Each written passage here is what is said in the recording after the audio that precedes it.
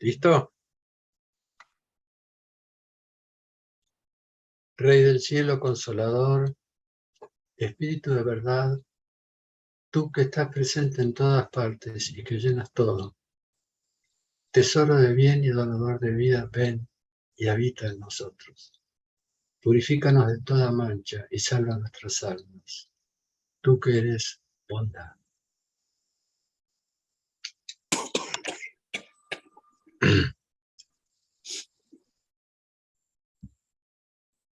Bueno, vamos a ver a lo largo de estas 3 reuniones los denominados discursos escatológicos que Jesús revela en los 3 evangelios sinópticos, es decir, en Marcos, Lucas y Mateo. Escatología es una palabra griega que etimológicamente significa escatos, final o último, y logos, palabra o tratado.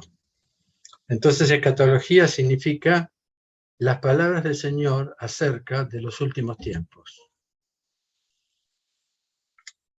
Los últimos tiempos son también el nacimiento de un tiempo nuevo. Por eso Jesús describe los sucesos que vendrán como dolores de parto.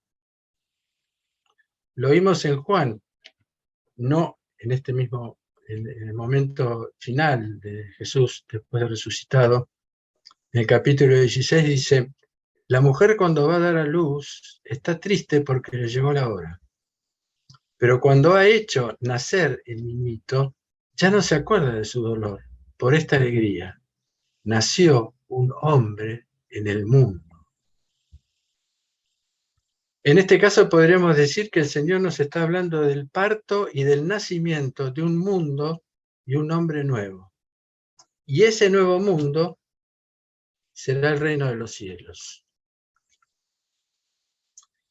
En este caso podríamos decir que el Señor, los 3 evangelistas le dedican a estas palabras del Señor prácticamente un capítulo entero. Si bien relatan el mismo acontecimiento, la destrucción del Templo de Jerusalén, el final de los tiempos, su segunda venida, cada evangelista enriquece el relato con intervenciones particulares que vamos a ir viendo. Veremos que los acontecimientos que relata Jesús son por momentos conmocionantes. Y este estado se apropia del relato. Jesús narra distintos hechos que se van intercalando sin guardar aparentemente una lectura lineal de los sucesos, ordenada. Va a pasar esto, después va a venir esto, va a venir lo otro. Se mezcla un poco todo. Los eventos vienen así, interponiéndose unos a otros.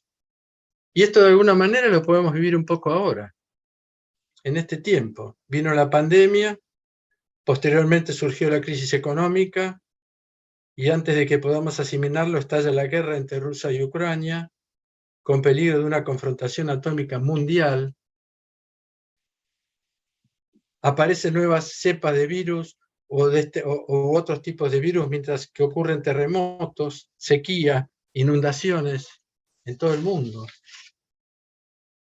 Otra particularidad del texto es que Jesús habla de 2 acontecimientos, la destrucción del templo y de su segunda venida, que si bien son 2 sucesos que tienen tiempos diferentes y características algunas distintas, el primero es figura del segundo. Por eso nos dice San Juan de Saint-Denis,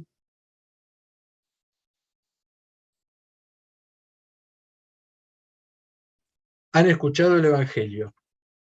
El Cristo habla de la destrucción del templo. Luego, después de una pausa, va al Monte de los Olivos, los discípulos le hacen preguntas, en particular sobre el fin de los tiempos, sobre la destrucción del templo. Él responde ante la multitud por su discurso como habla en secreto con los íntimos. Distingue el hecho histórico del año 70, que fue la destrucción del templo, del segundo advenimiento, y muestra que en la destrucción del templo habrá también una imagen universal. Cuando dice, no quedará piedra sobre piedra. No habla solo del templo de Jerusalén. Quiere decir, no quedará piedra sobre piedra de la revelación cristiana.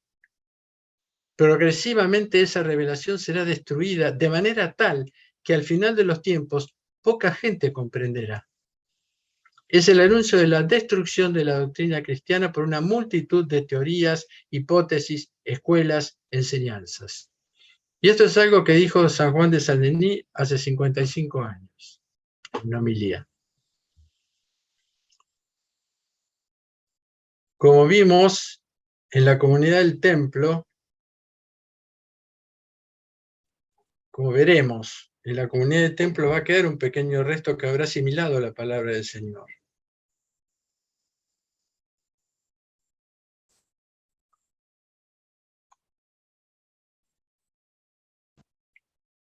Ahora vamos a intentar sumergirnos un poco en qué escenario, en qué ambiente ocurren los eventos que van a generar esa revelación del Señor. Hace muy poco tiempo que Jesús hizo su entrada a Jerusalén. Lo que continúa en los evangelios es que el Señor, después de eso, entra en el templo. En los 3 evangelios dice similares. El Señor entra en el templo. Y lo primero que sucede es que echa a los mercaderes del templo. Mateo 21, 12, 13, Marcos 11, 15, 18 y Lucas 19, 45 y 46. Y entra clamando la misma palabra en los 3 evangelios. Mi casa es llamada casa de oración, mas vosotros la hacéis cueva de ladrones. Mi casa es llamada casa de oración, es un texto de Isaías 56, versículos 7 y 8. Posteriormente, luego de algunos encuentros de Jesús con los fariseos, los escribas y los saduceos también, que es el capítulo 22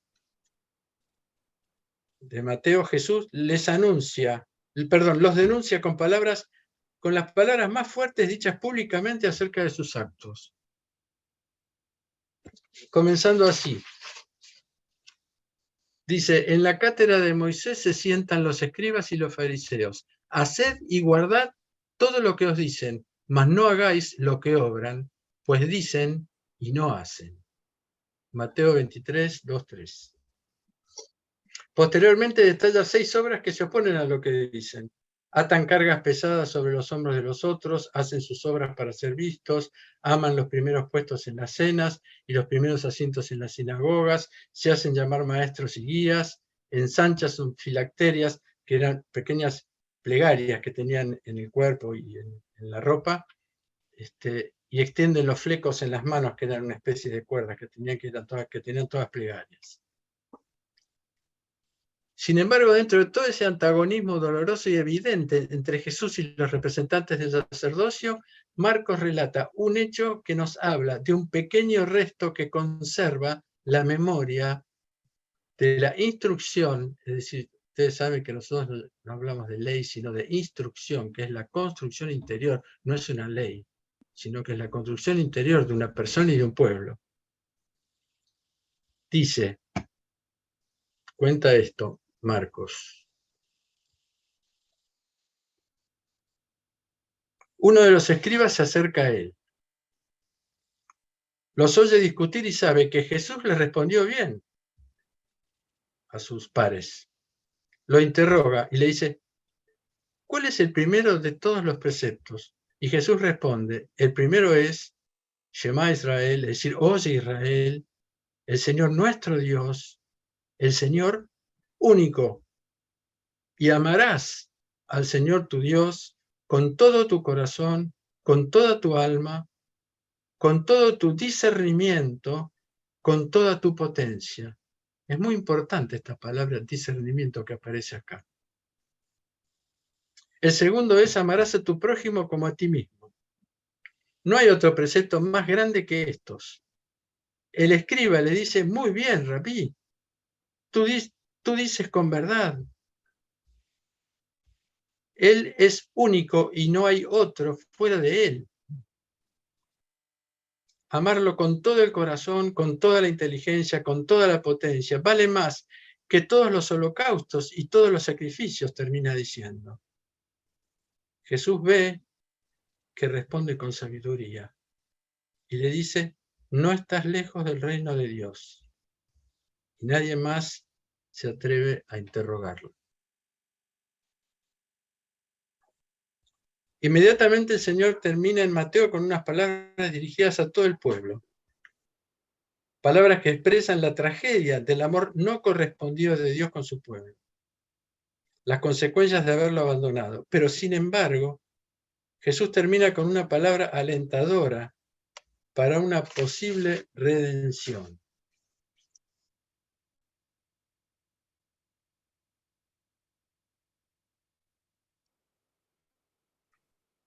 Jerusalén, Jerusalén, que matas a los profetas y apedreas a los que te son enviados. ¿Cuántas veces quise reunir a tus hijos, como la gallina reúne bajo sus alas a los pollitos, y no quisiste? Por favor, apaguen los micrófonos. He aquí vuestra casa. Empiezo de vuelta. Jerusalén, Jerusalén, que matas a los profetas y apedreas a los que te son enviados. ¿Cuántas veces quise reunir a tus hijos, como la gallina reúne bajo sus alas a los pollitos, y no quisiste? He aquí, vuestra casa será abandonada. Sí, os digo, desde ahora no me veréis hasta que digáis, bendito el que viene en nombre del Señor. Mateo 23, 37, 39. Jesús cita el versículo 26 del Salmo 118 que cantamos el Domingo de Ramos. Y el versículo completo dice, bendito el que viene en nombre del Señor. Os bendecimos desde la casa del Señor. Es decir, es como que estos que son abandonados pueden terminar siendo llamados o participando en Dios más adelante.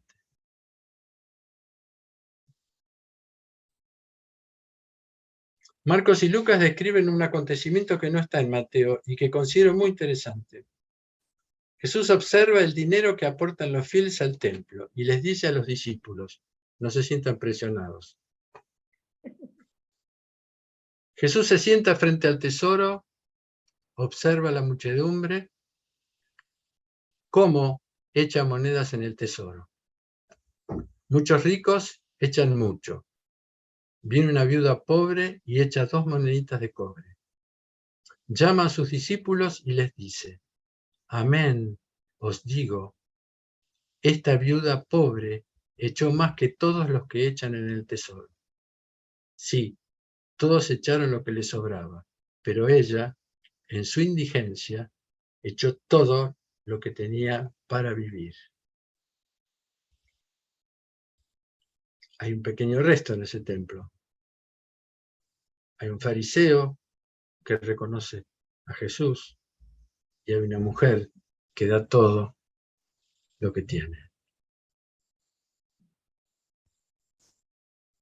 O sea que hay un pequeño resto entre los fieles y hay un pequeño resto entre los clérigos.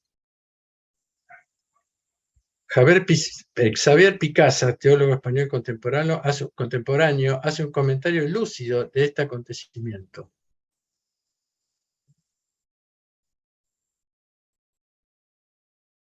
No lo puse, no importa, se lo digo igual. Dice, ella, la viuda, expresa la novedad de Jesús, que es la gracia, sobre una realidad ya condenada, el templo. Precisamente para que perdure y triunfe el signo de la viuda es necesario que caiga y termine ese templo. Cumpliendo así lo indicado en Lucas 19, 45, 47, se refiere a la expulsión de los mercaderes del templo.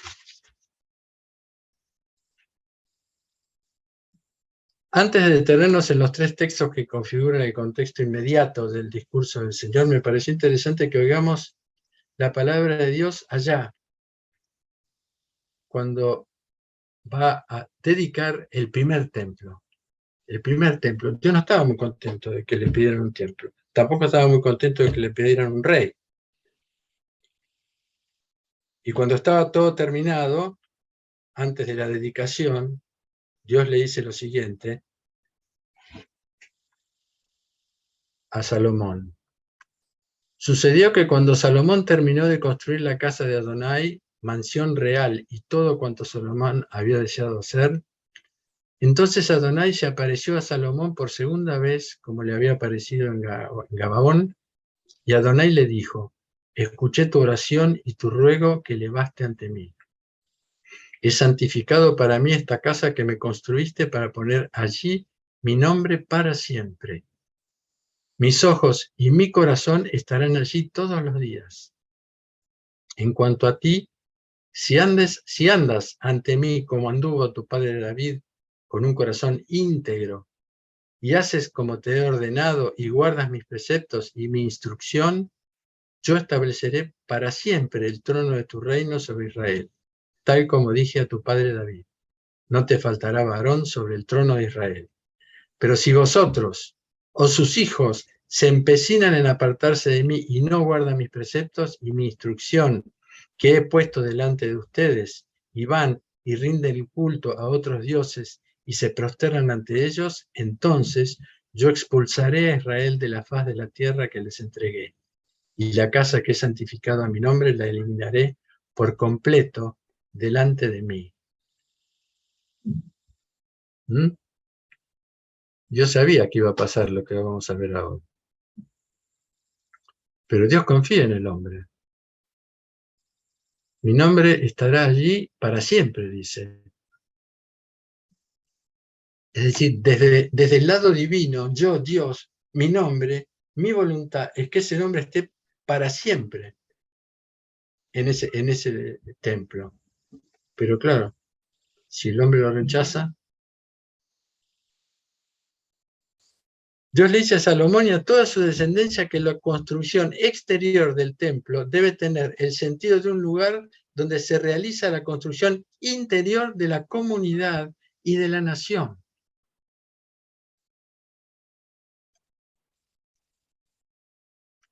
A la construcción del templo permitida por Dios le sigue la construcción interior, es decir, la instrucción de cada integrante del pueblo, permaneciendo ante su presencia con un corazón íntegro, es decir, la integridad.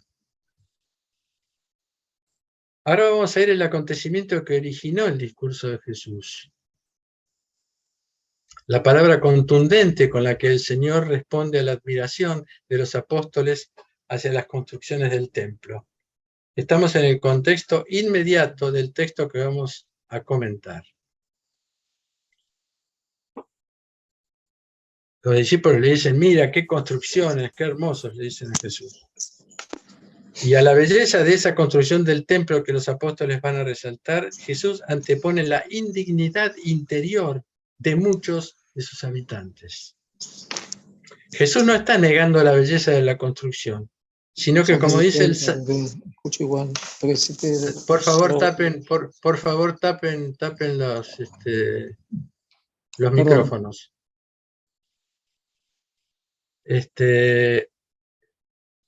A la belleza de la construcción del templo que los apóstoles van a resaltar, Jesús antepone la indignidad interior de muchos de sus habitantes.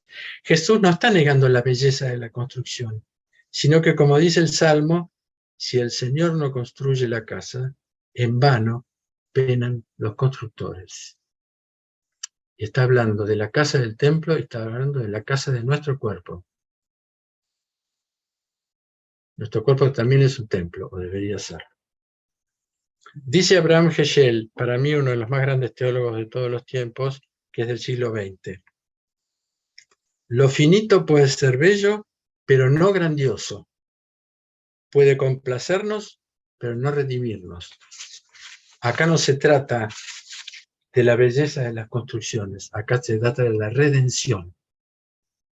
Y esta es la palabra clave para entender los sucesos que vamos a oír, que son extremadamente fuertes, que pueden herir nuestro sentido estético, pero nos sitúa en la profunda tragedia de las relaciones de Dios con el hombre. Dos tragedias para mí, se debe haber más, no sé. La primera tragedia es de Dios. El amor de Dios no es correspondido por su criatura. Y la tragedia del hombre, el sufrimiento inútil, sin sentido, que lo vamos a oír detenidamente en estos acontecimientos. Esas son las dos grandes tragedias que generan todo el resto. Ahora vamos a ver el contexto inmediato, es decir, ¿qué pasó?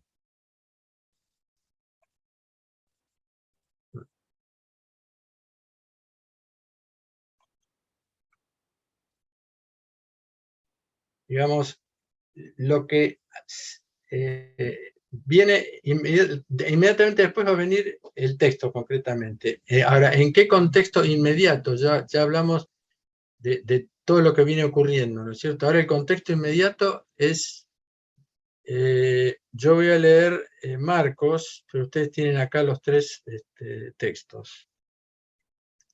Al salir del templo, uno de los discípulos le dice, Rabí, mira qué piedras, qué construcciones. Jesús le dice, miras estas grandes construcciones, no quedará allí piedra sobre piedra que no sea destruida. Se sienta en el monte de los olivos frente al templo. Pedro, Santiago, Juan y Andrés lo interrogan aparte. Dinos, ¿cuándo sucederá eso? ¿Y cuál será el signo de que todo esto debe cumplirse? Marqué dos cosas que son importantes. Una, primero, la palabra contundente del Señor que confronta la admiración de los apóstoles sobre esas construcciones es categórica. No quedará piedra sobre piedra. En el versículo siguiente, Mateo y Marcos nos indican que ya no están en las puertas del templo, sino que se encuentran en el monte de los olivos. Hay un silencio de 3 kilómetros entre versículo y versículo, desde las puertas del templo hasta estar frente al templo en el huerto de los olivos. Podemos suponer que esa caminata, que es silenciosa, también pasa lo mismo con Abraham. Entre un versículo y otro hay 1000 kilómetros de distancia. Abraham sale, Abraham llega. Podemos suponer que esa caminata en silencio con los discípulos del Señor hasta llegar al Monte de los Olivos tiene que ver con el impacto producido por esas palabras. El templo era para todo judío el centro de la vida política, económica y espiritual de la nación. Jesús les está anunciando una catástrofe que para ellos unen el fin de los tiempos y el reino del Mesías. Para ellos la destrucción del templo, el fin del mundo y el reino del Mesías formaban parte de una sola y misma realidad futura. Ambos evangelistas destacan otro detalle importante. Jesús se sienta ubicado frente al templo. El gesto de sentarse nos está indicando una enseñanza importante. Ya lo sabemos porque con ese mismo gesto comenzó el Sermón de la Montaña.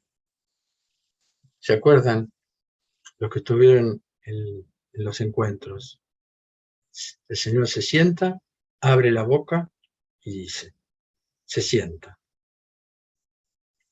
Va a venir una enseñanza.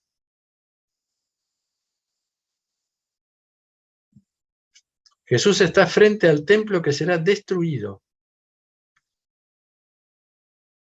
Perdón, son dos preguntas y ambas son apremiantes. Los discípulos le preguntan, Señor, dinos, ¿cuándo sucederá esto y cuál será el signo de tu venida y del final del siglo? Son dos preguntas y ambas son apremiantes. Los dos apóstoles acaban de oír la predicción de la ruina del templo. Y para un judío, repito, esto originaría el advenimiento del Mesías y el final del mundo. Jesús está frente al templo que será destruido. Se cumple la advertencia que Dios le hizo a Salomón y que vimos hace un rato. Y se va a cumplir más fuertemente. Sin embargo, en ese mismo lugar en el que el Señor profetizará la destrucción del tiempo, que es el huerto de los olivos, Él mismo iniciará con su pasión, muerte y resurrección la construcción de un templo nuevo, el templo eterno de su cuerpo glorioso y resucitado.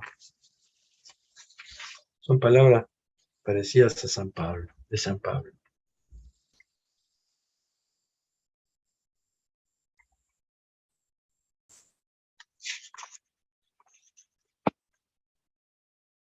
Estamos a muy poco tiempo de la última cena, donde Jesús comenzará a revelar sus últimas palabras dentro de un rito que él mismo va a instituir, que es la Eucaristía.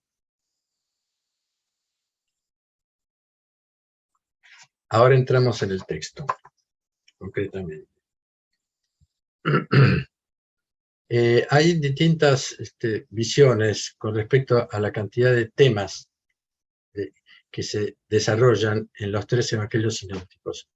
Yo me quedé con el tema que ya Clara había presentado, que son 8 temas. Hay algunos que hablan de 3, otros que dicen 15. Me pareció el más interesante y el más concreto, me pareció los 8 temas concretos. Que está arriba, no sé si ven ustedes, que dice engaño y falsa profecía, guerras y cataclismos cósmicos, persecución, testimonio y martirio. Hoy vamos a ver esos 3 grandes temas. El Evangelio proclamado a las naciones. Por eso están con distintos colores. Engaño y falsa profecía es la parte amarilla. Bueno, lo ven, ¿no es cierto? ¿Ven todos esto? Los colores y las identificaciones. El Evangelio proclamado a todas las naciones. Engaño. Pero vemos 4 grandes temas, no 8. Sí, no, por eso. Hoy voy a hablar de los 4, de acuerdo. Estos 4 grandes temas.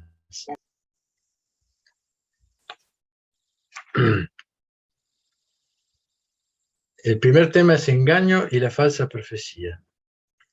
Y acá tenemos los 3 temas. Lo que dice cada evangelista. Mateo responde y les dice, Jesús responde y les dice en Mateo, mirad que nadie os engañe, muchos vendrán en mi nombre diciendo yo soy el Mesías y engañarán a muchos.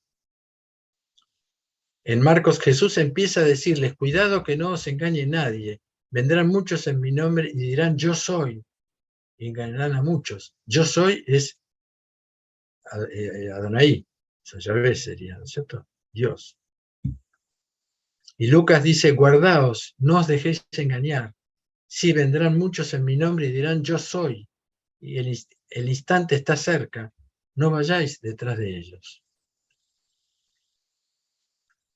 En los 3 evangelios Jesús comienza con una exhortación, el llamado a la vigilancia, a estar atentos para no dejarse engañar, siguiendo a los que para no dejarse engañar siguiendo a los que usurpan el nombre del Señor, diciendo yo soy el Mesías.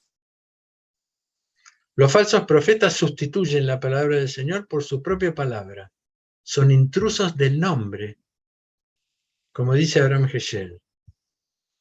El hombre tiene el poder de convertir la bendición en maldición, utilizar el ser para destruir y convertir el elixir de la palabra de Dios en veneno mortal.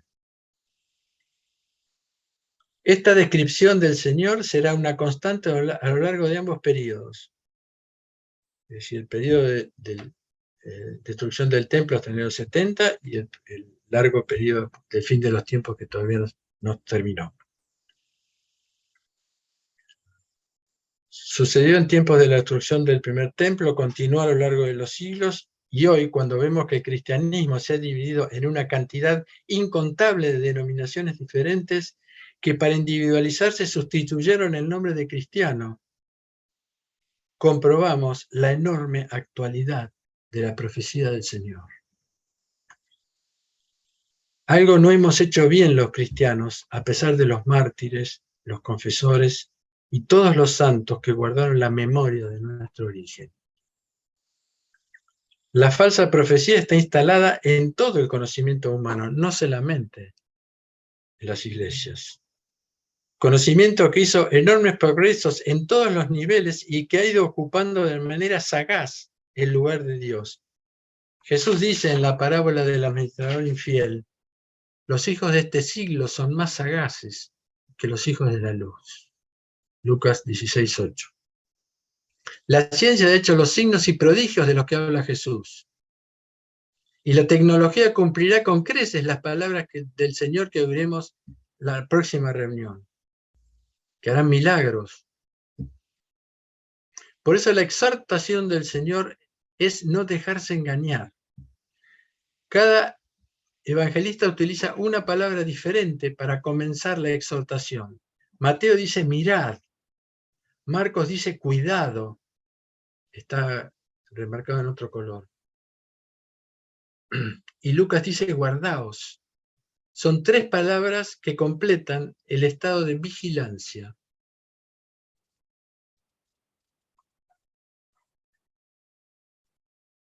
Por eso, dice Teófano el Recluso, los combatientes del Cristo deben montar una guardia atenta sobre dos puntos en particular, la sobriedad y el discernimiento. La primera se dirige hacia el interior y la segunda hacia el exterior. La regla de la sobriedad es la siguiente. Después de que cada pensamiento ha sido arrojado del alma por el recuerdo de la presencia de Dios, es necesario colocarse a las puertas del corazón para que no entre otro, ¿no es cierto? Y vigilar atentamente todo lo que entra y todo lo que sale. No os dejéis arrastrar por la emoción o por el deseo, pues todo mal viene de allí. Teófano el Recluso es el arte de la oración, el libro, es un monje, un santo del siglo XIX. Estas son las tres almas indispensables para no ser seducidos por los falsos profetas: sobriedad, vigilancia y discernimiento. No podemos ahora desarrollar estos tres, podríamos decir mecanismos de defensa espirituales. Con la sobriedad nos mantenemos en la presencia de Dios. Con la vigilancia permanecemos en las puertas de nuestro corazón para no dejar entrar nada nocivo. Así se corre el velo del discernimiento, donde vemos lo que es, dejando de ver lo que somos, que es generalmente nuestra visión. Vemos lo que somos, no lo que es, de acuerdo a cómo estamos. Si estamos mal, vemos todo mal; si estamos bien, vemos todo bien. Vemos lo que somos. Por eso Jesús exhorta a cuidarnos de los falsos profetas, porque ahora nos está anunciando, porque ahora nos está anunciando que esa voz discreta de nuestra conciencia, ustedes saben que la voz de la conciencia es la palabra de Dios. Muy fácil de silenciar momentáneamente porque Dios habla muy bajito. En algún momento se puede convertir en algo que cantamos todos los sábados. Fuego y granizo, nieve y vapor, viento impetuoso que cumple su palabra.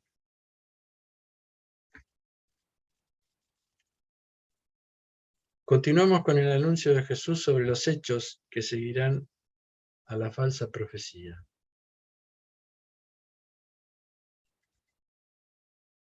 Voy a leer Mateo. Acá, oiréis lo que está en celeste. El Señor acaba de anunciar el engaño y la falsa profecía. Es ruptura del hombre con Dios y consigo mismo, la falsa profecía. Porque si yo quiero ser otro, tengo que asesinar lo que yo soy en mí, primero. Y después, para ocupar el lugar de Dios, tengo que asesinar a Dios. Es un doble asesinato, por eso termina con la total autodestrucción. El Señor acaba de anunciar el engaño y la falsa profecía, y es la ruptura del hombre con Dios y consigo mismo. Ahora va a anunciar las consecuencias de esa ruptura que va a desplegarse sobre todas las relaciones. Y dice, oiréis hablar de guerras y rumores de guerras, pero no os turbéis. Sí, es necesario que esto suceda, pero no es todavía el fin. Pues se levantará nación contra nación, reino contra reino, con pestes, hambres y terremotos en diversos lugares. Mas todo esto es el principio de los dolores. Puede significar una intención de Jesús de calmarnos o una intención de Jesús de alarmarnos más, porque si todo esto va a ser solamente el principio. Pero creo que la intención es calmarlo. Bueno, ya vamos a ver. Jesús anuncia la guerra, la peste, el hambre y los terremotos. Los 3 primeros flagelos son una constante de la historia. Están anunciados en el libro del Apocalipsis. En el momento en el que el Cordero comienza a abrir los sellos, el Cordero degollado, dice el texto, es el que abre los sellos. Y acá Jesús, que es el Cordero degollado, está abriendo los sellos del fin de los tiempos, al hacernos conocer esto. ¿Y cuáles son? El segundo, el tercero y el cuarto sello son los 4 jinetes del Apocalipsis, los 4 caballos. El segundo sello es el caballo rojo, y el caballero con la espada que quita la paz de la tierra es la guerra. El tercer sello es el caballo negro, y el caballero, que relata Juan, con la balanza que cobra un precio exorbitante por un grano de trigo y una medida de cebada, es el hambre, el mercado negro. Y detrás del hambre está la corrupción y el mercado negro, es decir, la economía en su faz más sombría. Y el cuarto sello es el caballo verdoso. Y el caballero que lo monta ya tiene su nombre, muerte, traducción griega de la palabra peste en hebreo.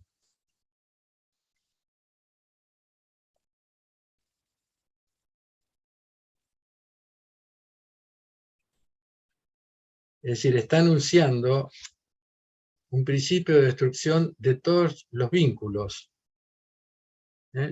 con la naturaleza, los vínculos entre los hombres a nivel de las guerras, el aprovechamiento, el aprovecharse, que surge ya, que yo no quise meterme en este tema, pero acá está totalmente presente el pecado de Adán y Eva, la caída, digamos, totalmente presente, pero no quise agregarle a esto más cosas. El cuarto anuncio es el de los terremotos. Y el terremoto es el resultado de la ruptura del vínculo del hombre con la naturaleza, por el aprovechamiento indiscriminado y destructor de los recursos. La fuerza destructora de la naturaleza que se desplegará y ya se está desplegando en el mundo es y será la capitulación definitiva del orgullo de la humanidad que quiso establecer su propio paraíso expulsando a Dios, ignorándolo, creyendo que podía dominar a la naturaleza. Será la derrota de todos los poderes de la tierra, de toda la gloria y las riquezas con las que el maligno alejó al hombre de Dios. Jesús cierra estos anuncios indicando que estos son los comienzos de los dolores de parto, por Marcos. Es decir, que estos anuncios y los que continuarán, que son duros y temibles, no son los cristianos, nosotros los cristianos debemos vivirlos aceptando los dolores, sumergidos en la memoria de su segunda y gloriosa venida. Eso lo dice el presbítero en silencio, en el momento anterior a la consagración de los dones. Diciendo, cuando se elevan los dones, con el diácono eleva los dones, haciendo el memorial, no, se dice en voz alta, el memorial de su pasión gloriosa. A ver, esperen que me tengo que acordar. Haciendo el memorial de su segunda y gloriosa venida. Es decir, hacemos la memoria de su segunda venida, del futuro. Porque el tiempo espiritual es un solo tiempo. No tiene presente, pasado y futuro. Son palabras que dice el sacerdote en el momento en que le ofrecemos al Señor el pan y el vino para que los consagre en su cuerpo o su sangre. Es la memoria de lo que va a venir. San Juan de Saint-Denis dice: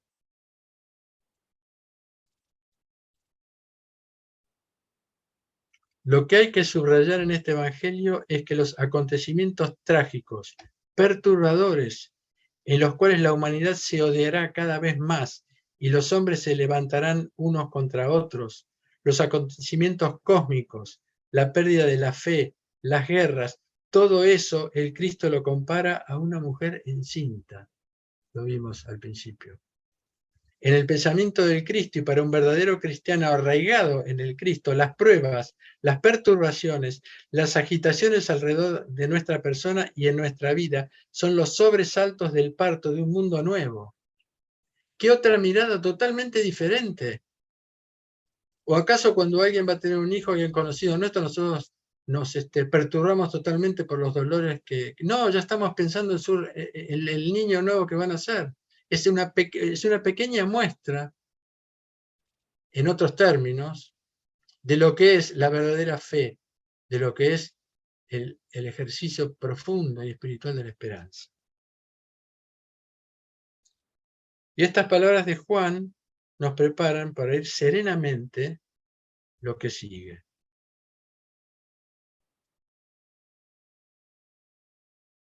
Leo Marcos, lo que está en violeta, no sé qué color ven ustedes, rojo, violeta. El Señor continúa diciendo, acá, pero cuidado por vosotros mismos. Os entregarán a los tribunales, en las asambleas os azotarán. Compareceréis ante gobernadores y reyes por mi causa, para dar testimonio delante de ellos. Cuando os lleven y os entreguen, no os preocupéis de qué vais a decir. Decid lo que se os comunique en aquella hora. Pues no seréis vosotros los que hablaréis, sino el Espíritu Santo. Seréis odiados de todos a causa de mi nombre, es decir, de mi realización. El que resista hasta el fin, ese será salvado. Palabra que se repite mucho también en el Evangelio, en el Apocalipsis, cuando habla de las 7 iglesias, Señor. La resistencia, que es permanecer firme en el lugar, sin irnos para ningún lado. Jesús se refiere a las persecuciones que sufrirán los que permanezcan fieles al nombre del Señor. Primeramente se relaciona con las persecuciones que seguirán de parte de la sinagoga hasta los años 70 de los cristianos.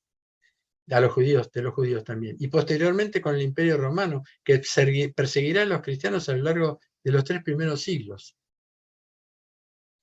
El anuncio que los discípulos reciben del Señor es admirable. Si miramos el texto detenidamente, veremos que Jesús está describiendo los padecimientos que Él va a sufrir durante la Pascua que se avecina. Es el tercer anuncio de su pasión que el Señor le dice a los apóstoles y que no entienden nada. Mas cuando Jesús va a ascender a Jerusalén, que es cuando va a hacer su camino directo hacia Jerusalén, que comienza por la que ya hizo, que es por la entrada a Jerusalén.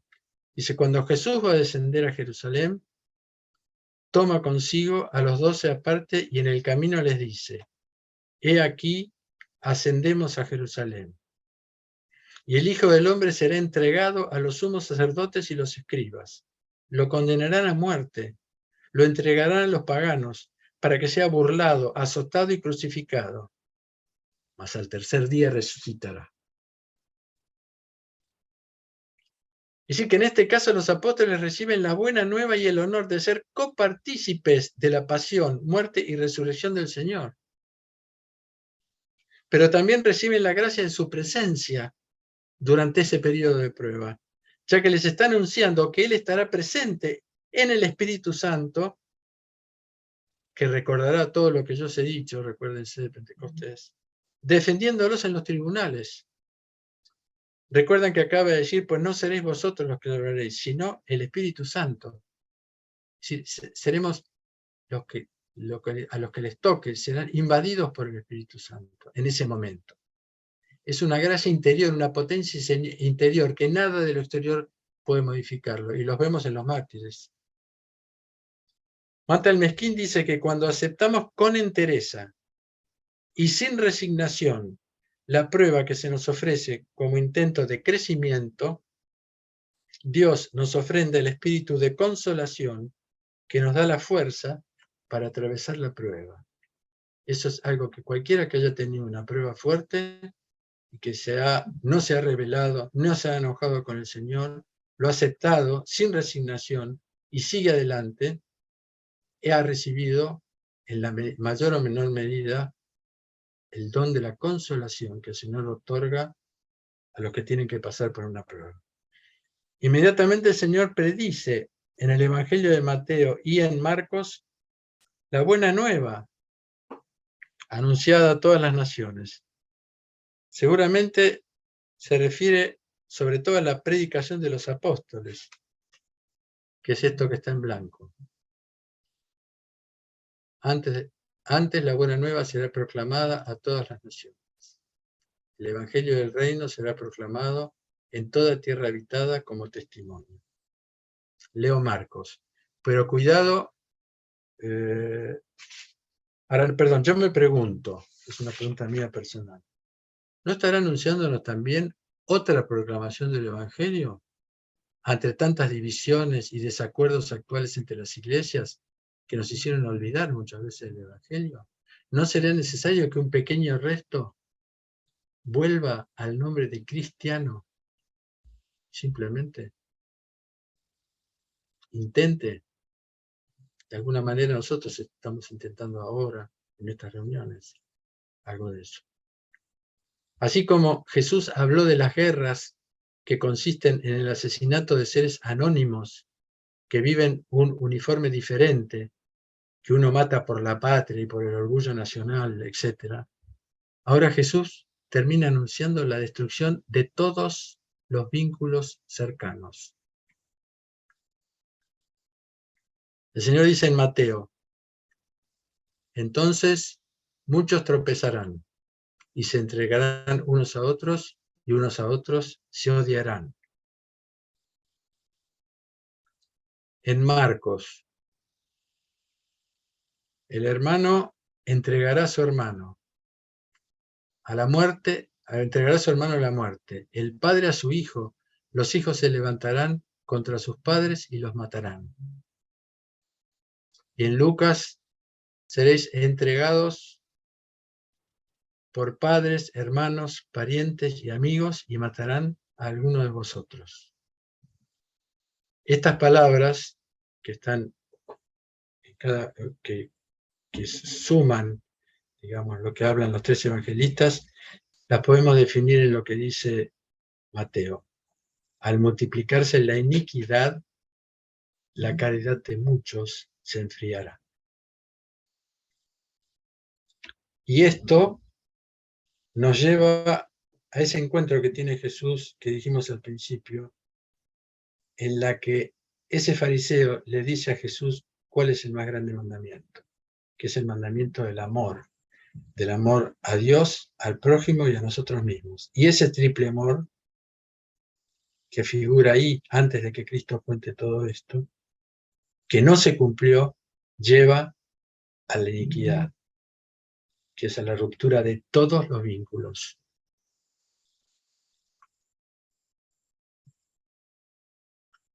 Es la dureza de corazón. Estado de que no podemos salir por nuestros medios, porque que padece dureza de corazón ignora que permanece en ese estado. Odia al que lo quiere ayudar, es decir, que es un engaño sin salida, es un engaño definitivo. No hay autoayuda que valga en ese caso. Sin embargo, cuando leemos el Éxodo, Dios, cuando está pasando las 7 pruebas para que el faraón deje salir a los judíos al desierto, ¿qué pasa? Bueno, se me mueven algunas pantallas, pero bueno. No sé si recuerdan que Dios dice, endureceré el corazón del faraón. No sé si recuerdan. La salida que tiene el corazón es que Dios lo endurezca más al corazón del faraón. En ese momento, en ese caso, Dios es el que toma la manija del sentimiento de esa persona, de dureza de corazón. Y él entonces lo puede ablandar. ¿Se entiende?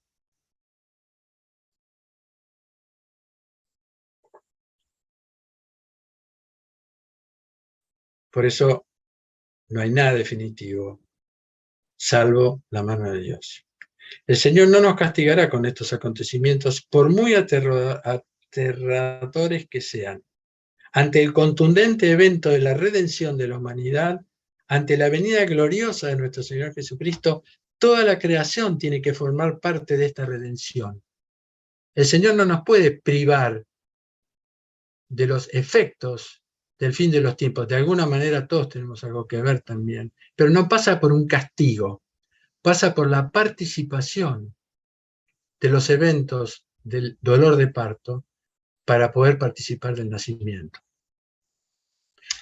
Y la naturaleza también debe expresar su liberación de la explotación y destrucción de la que fue objeto.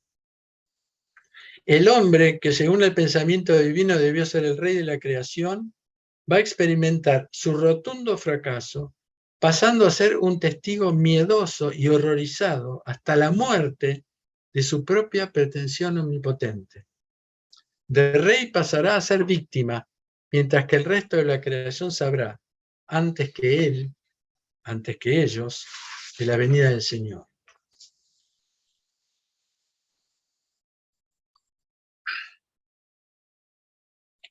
Termino con un texto muy sabio de mi padre espiritual, Mater Mezquín.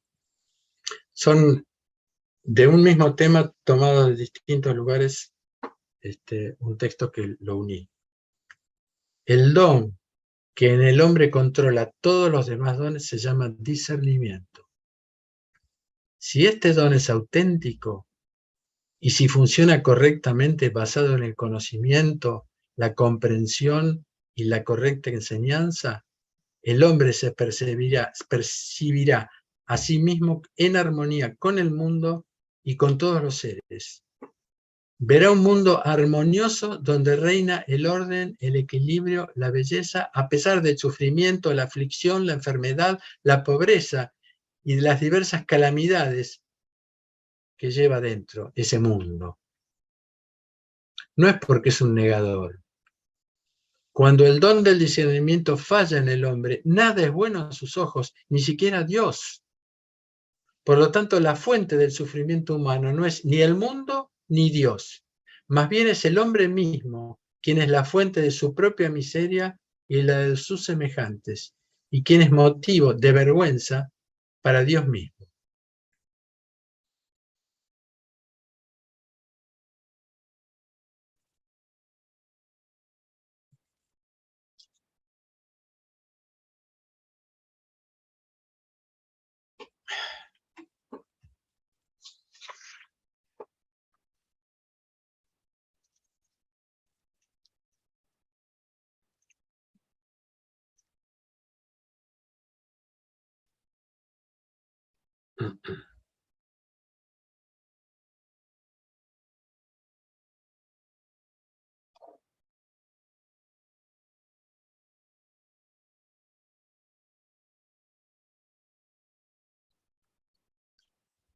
Si alguien quiere hacer alguna pregunta, agregar algún pensamiento, alguna reflexión.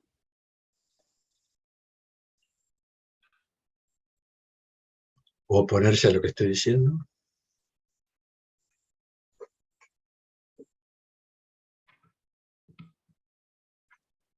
Tal cual, pero ¿me podrías ampliar un poco este concepto que no me quedó muy claro, de que Dios endurece el corazón? Porque eso, viste, no me entró bien. El corazón endurecido alojó a Dios. Si Dios es amor y ese hombre no siente amor, es porque tiene el corazón endurecido y Dios no está. Entonces Dios interviene. Sí. Entra en él, como con los profetas. Dios no pide permiso a veces, sobre todo con los profetas. A veces sí, muchas veces sí, pero a veces no. Entonces Dios lo va a endurecer más, le da una potencia para que lo endurezca más, pero esa potencia que Dios le da es de Dios, no es del hombre. Y a través de esa intrusión del hombre en el corazón de ese hombre, el amor de Dios, ahí puede actuar. Puede actuar. Ajá, comprendido, gracias. Al final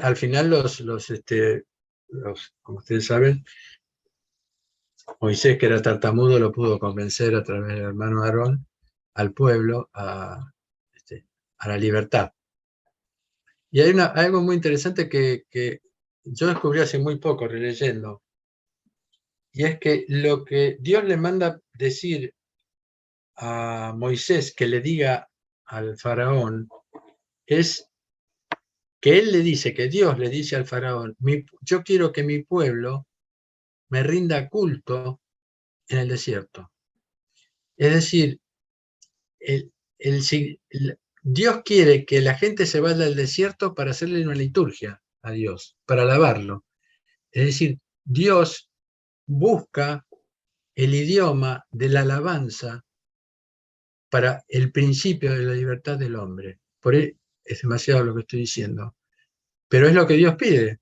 Dios no pide para llevarlos y que yo les enseñe, les dé conceptos teológicos o para que me escuchen, no, para que me alaben, porque así me van a conocer. Por eso para nosotros los ortodoxos la liturgia es muy importante, porque es un idioma que no es conceptual, que es la alabanza. Y fíjense que el principio de la libertad del pueblo de Dios es ir al desierto a alabar a Dios. Y cuando nosotros vamos a la liturgia, vamos al desierto y entramos en una casa que ahora está hecho un desierto porque la están arreglando, pero en el fondo tenemos un lugarcito y lo alabamos.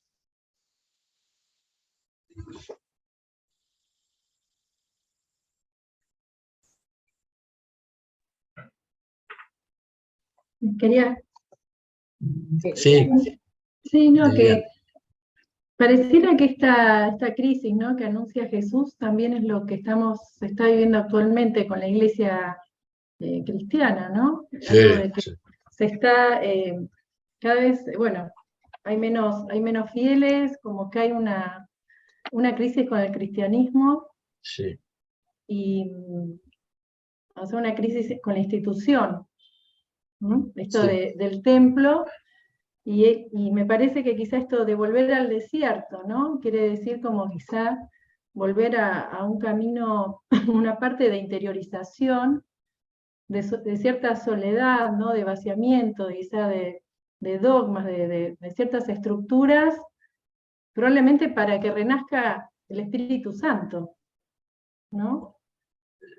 Sí, el Espíritu Santo está presente en la liturgia, por ejemplo, y uno no está solo, digamos, ¿cierto? Hace falta las dos cosas. Si la plegaria es una relación más íntima con Dios y la liturgia es una relación más comunitaria, pero ambas son necesarias. Hay dos absolutos en cada hombre, lo absoluto comunitario y lo absoluto individual, y los dos deben ser alimentados. Como deben ser alimentados también nuestro cuerpo, nuestro alma y nuestro espíritu. Teófano el recluso, por ejemplo, recluso le decían porque se había encerrado en una pared, en un cuartito, se encerró con una pequeña ventanita, porque quería hacer ese trabajo espiritual, fue llamado a hacer eso, rezaba constantemente, y un día pidió un violín. Entonces le dice, ¿para qué? Comía un pan por semana. Dice, ¿para qué querés un violín? Dice, tengo el espíritu muy bien alimentado, mi cuerpo está bien, pero mi alma no. Necesito alimentarme de mi alma, que es a través del arte, el alimento del alma, del arte y de las relaciones. ¿Mm? O sea, Dios quiere una plenitud en nosotros. Yo me fui un poco del tema, perdóname. Pero sí, el conflicto con es decir, yo veo las dos cosas. Por un lado, digamos, que lo dije, ¿no? Hay tantas iglesias que ya no sabemos cuántas son. Por otro lado, hay una inquietud.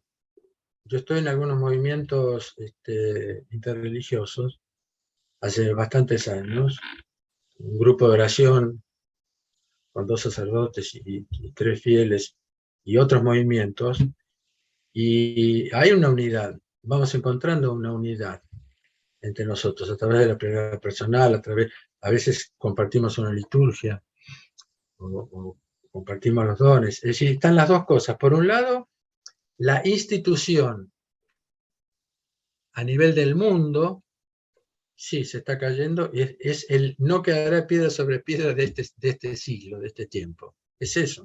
Jesús, o sea, el otro es modelo, imagen de este que estamos viviendo. Pero por otro lado ya hay grupos, hay mucha gente en la cual nos ponemos de acuerdo rápidamente, siempre y cuando no entremos en el concepto. Porque si empezamos a discutir el concepto, que si vos,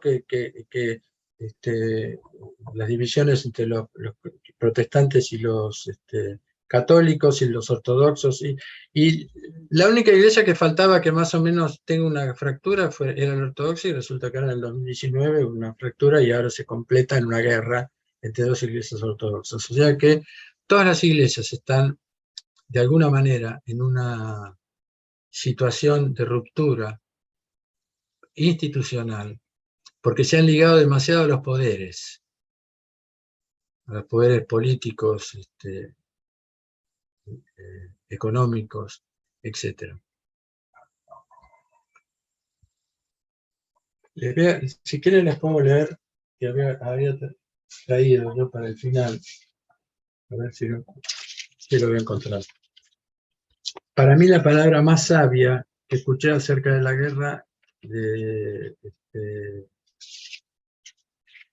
que hay de Ucrania con Rusia en este momento, que es un archimandrita, es decir, un abad.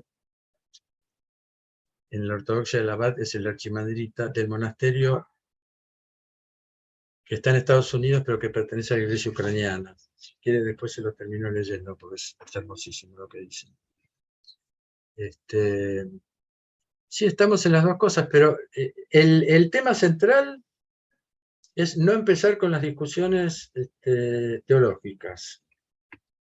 Monseñor una vez contó, gracias a las traducciones que hizo claras sobre la vida de Monseñor Jean, de San Juan de Saint-Denis, un día tenía que dar una charla y se le hizo tarde y se fue a un bar y dijo, voy a ver cuáles son las... En aquel momento eran tres divisiones, ¿no? Eran los ortodoxos, los católicos y los protestantes, con distintas diferencias. Y dijo, bueno, voy a ver cuáles son las cosas que nos unen a los cristianos. Y en 1 hora y media encontró 12.000, que son las cosas que unen a los cristianos. 12.000. Entonces, y por otra parte, en el rito no hay concepto, no se puede conceptualizar. Yo no puedo conceptualizar, sí se puede, porque nosotros cantamos el credo, por ejemplo. Pero en el rito generalmente es mucho más difícil el concepto. Yo no digo que el concepto esté mal, porque para aceptar una división o una herejía algunos tienen que saber ciertas cosas. Hay muchos muertos, muchos mártires que dejaron su sangre, miles y millones de mártires que dejaron su sangre para que el cristianismo más o menos tenga ciertos principios, esos 12.000 que los une, digamos. Bueno, si quieren, porque se va cumpliendo el horario, ¿no? De todos modos, quería rescatar algo que dijo Liliana, que es esa ida al desierto, que me parece que estuvo un poco menos tratada en tu respuesta, Enrique. Sí, yo creo que es extremadamente simbólico de una actitud espiritual. Esa actitud espiritual no puede no significar irse al desierto quiere decir estar solo, o que es volcarse hacia una interioridad, sino también puede significar un pequeño grupo que no es aceptado por los demás. Es un desierto. Puede significar una comunidad que está mal vista. Es otro desierto. La palabra desierto puede tener muchas significaciones. No solamente la de una plegaria interiorizada, que por supuesto es inevitable, indispensable. Además de la plegaria litúrgica, como ya me dijo Enrique. Pero el desierto puede ser vivido de muchas maneras. La incomprensión de los que te rodean. Me imagino que a todos ustedes les pasa lo que me pasa a mí. Tengo a muchos amigos con los que jamás puedo hablar de lo que hago. en algún punto estoy sola. Ellos comparten conmigo lo que ellos hacen, pero no les interesa lo que yo hago. Así es. El desierto puede ser vivido de muchas maneras. Y en el caso del pueblo de Israel, es el irse de una civilización importantísima, quizás la más importante de su momento. Cosa que hacemos cada vez que apagamos la televisión. Nos vamos de algo. Es también un desierto. Cuando dejamos de mirar las múltiples Informaciones. Distracciones. distracciones o estimulaciones que nos llegan de afuera, cuando apagamos el celular durante un día, es un desierto. También puede serlo. Es una manera de construirnos fuera de toda esta masa de compulsiones. Perdón, Enrique, pero creía que se podía... No, muy atinado, muy atinado. Que se podía poner más de relieve lo que dijo No, sí. Liliana, que me parecía muy interesante. Sumamente atinado, claro, habló todas las veces. Muy interesante. Que lo note porque yo, claro, no. Y quizá me gustaría poner todavía más de relieve de lo que vos mismo lo pusiste, que fue fundamental porque está en el título.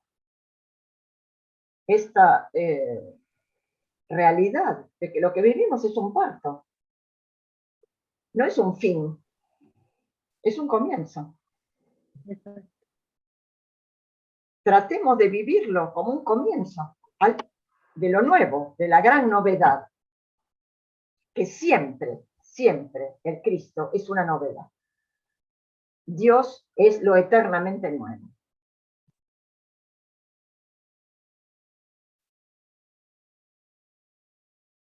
Dios no se repite. Nunca es aburrido. ¿Puedo comentar algo? Sí, por supuesto. Buenas noches a todos, yo soy María. María. Lo que me llamó, me quedó mucho de lo que hablaste, Enrique, fue esta destrucción, ¿no? Para participar. Eso me llegó muchísimo porque decías, todos pasamos por situaciones de conflicto, por dolores, ¿no? Pero Sí. para participar, si uno no pasa por esas destrucciones, no puede participar, ¿no? Uh-huh. Y bueno, y a veces hay que cuesta, porque no son elegidas. La vida nos va poniendo continuamente en situaciones en las cuales se rompe lo que yo quiero. Pero con esta visión de como que cuando uno vivió cosas fuertes, sabe que después sale algo bueno siempre, si uno se deja llevar por Dios, ¿no? Exactamente, por eso, sí. Me si no se enoja. Sí. Claro, si no deja que las emociones de uno nublen el entendimiento, se deja llevar, eso me encantó, la verdad que me gustó mucho. Me llegó como algo para seguir teniendo en cuenta, ¿no? No como Sí.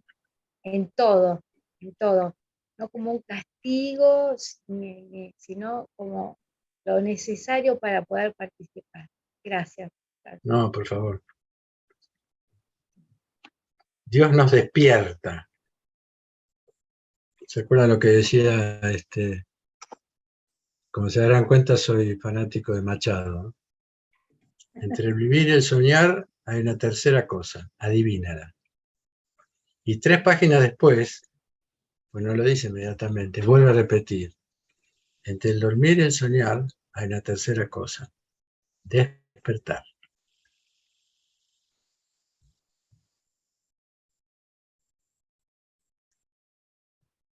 Bueno, les leo esto y vamos a comer, a rezar. Le pedimos a Monseñor que...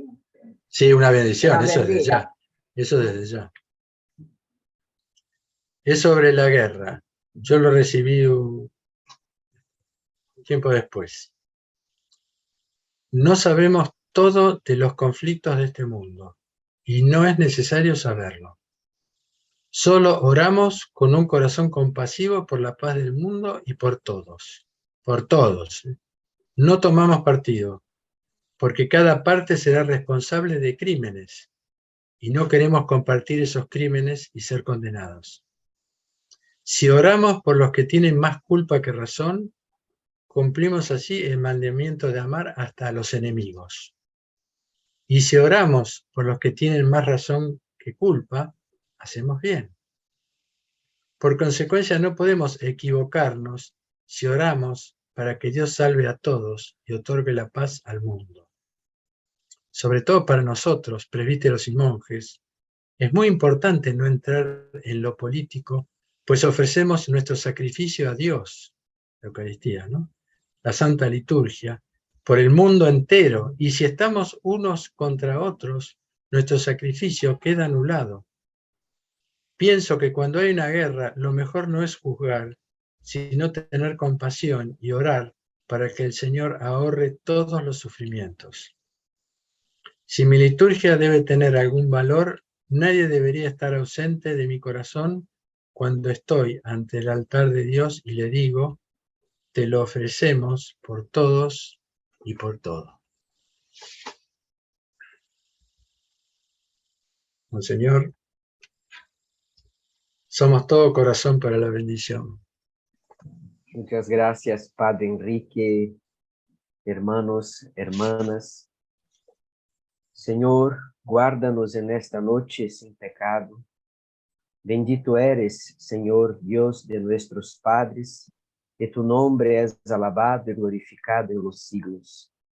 Para ti la alabanza, para ti el cántico, para ti la gloria, Padre, Hijo, Espíritu Santo, ahora y siempre en los siglos de los siglos. Amén. Amén. Amén. Amén. Muchas gracias. Gracias. Muchas gracias. Gracias. Buena semana. Muchas gracias. Buenas noches para todos. Gracias. Y buen descanso. Gracias. Muchas gracias. Salud. Salud.